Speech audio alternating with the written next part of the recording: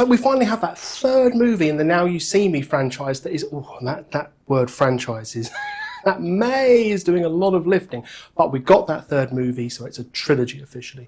Now, this is the Magic Circle's version of Ocean's 11, but as cheesy as these can be, as it's a Poundland version of them anyway, what will this one be like? Can it be a great final outing after a decade gone, nearly a decade? And this is spoiler-free. So my expectations for this are purely that I can switch my brain off, see the illusions, see the heist, everything like that. It's cheesy, just a bit of fun in the cinema. And one thing that a lot of these movies do is they try, well, not all of them try and bring a new generation in pretty much, but you're like, how much time do we actually want to spend on this? Because they might be bad, might be good. A lot of the time it's just, I'm indifferent to it, and it's like we spent this long in the movie on it. In fairness to this, Jesse Eisenberg's character spends not too long, quite succinctly going, so this is you, and this is you, and you are driven by this, and da-da-da-da. I'm paraphrasing, but it's really cheesy, it's really generic, but it gets the job done, and it means we can crack on with the story, and they've got the obligatory new characters in, and obviously the Horsemen are in it, right? So you've got the two generations coming together. We knew from the trailer that we'd get the Horsemen, because there is a part in this movie where it's like, if I hadn't seen this, I wouldn't know for sure that we were getting all of the originals, which would have been a massive problem. Oh, and as far as the trailer goes, don't watch it if you haven't already, if you don't want the first illusion to be ruined. If you don't care, doesn't matter. And the story is quite simple as you'd expect. They're literally, both generations are trying to take down, combining their skills together, this diamond company, enterprise, empire, human trafficking, not very ethical person. I mean, it's as simple as that, right? And I'll go back to the trailer. I will praise the fact that there were surprises in this movie that you didn't get from the trailer. I love it. They're doing it more often now, generally, in movies. But when the trailer doesn't spoil the big surprise or the big twist, whatever it is, this movie had surprises in it. And another thing I will praise it on, so far I've been pretty kind to this movie for fairly good reason, but obviously the illusions are what matter in this movie with the heist stuff. You know, it's a budget Ocean's 11, so we got a heist, but we've got illusions with this. And, you know, something that was good was that we didn't, sometimes in these movies, especially heist movies, it's like at the end, they're like, this wasn't the movie you thought you were watching, because back here, actually, this person was here, or this person you thought was this person. Not at all. However, multiple illusions, multiple times, they went, actually, this is what we did. And I thought that really brought the audience with them, or it brought me with them, and I saw it with other people when I spoke to them afterwards.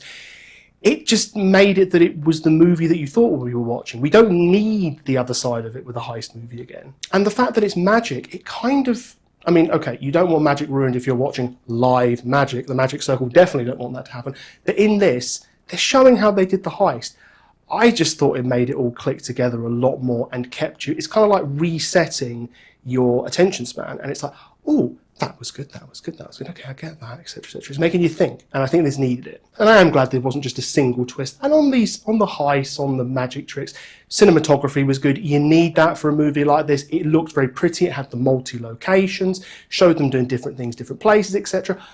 Again, it all looked really nice and fancy, and I'd expect that from a Hollywood film like this. What it lacks in class, it gives us in razzle and dazzle, and it needs it. But where I would say this movie was lazy, and to be honest, I'm going to say that the villain, she was like a Bond villain. In fact, former Bond villain, so literally why I thought of Bond with that. But just eccentric Bond villain style. Look, that was fine in itself, but there were some lazy decisions in this movie where you're like, right, we need to suspend our disbelief a bit. It can't be too over the top or anything, because then it's just like, oh, you know, my dad would do this thing. It always made me laugh, where he'd sort of turn and be like, ha, I don't believe that. Oh, that's a bit over the top.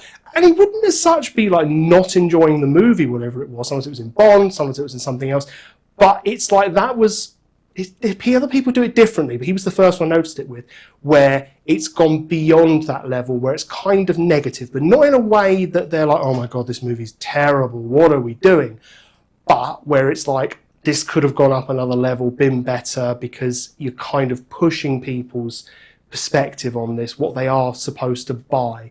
It's not like you're sitting in the movie being like, oh, this has to be so ultra-realistic, because that is not what Now You See Me franchise is. But some of the storytelling as well had lazy decisions with it, and, you know, this doesn't cost more in the budget to make these choices, so Yeah, they could have done a better job with this movie, to be honest. There were plenty of times I saw, like, why did you do that? Why was that over the top? Why was this not explained better? But in conclusion, the cast are really good in this, which you'd expect. You've got the Horsemen, you've got the new generation, and they were all fine. They did a good job. There's all the cheese that you can handle, and if you didn't think you were going to get that before, well, either it's an epic failure because it wouldn't have given you the movie that pretty much you should know that you're getting, or you're just at the wrong movie.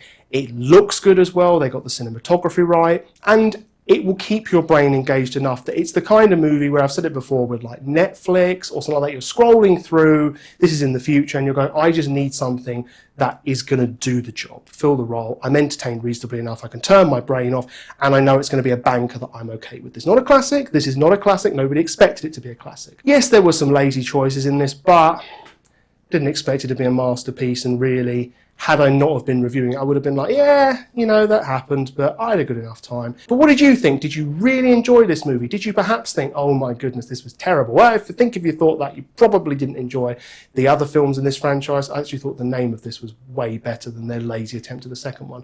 So, did you enjoy Now You See Me, Now You Don't? Let me know below in the comments. Please like, subscribe, ring the bell, all that good stuff to get more content from this channel. Your support is appreciated. Until next time, I will see you later.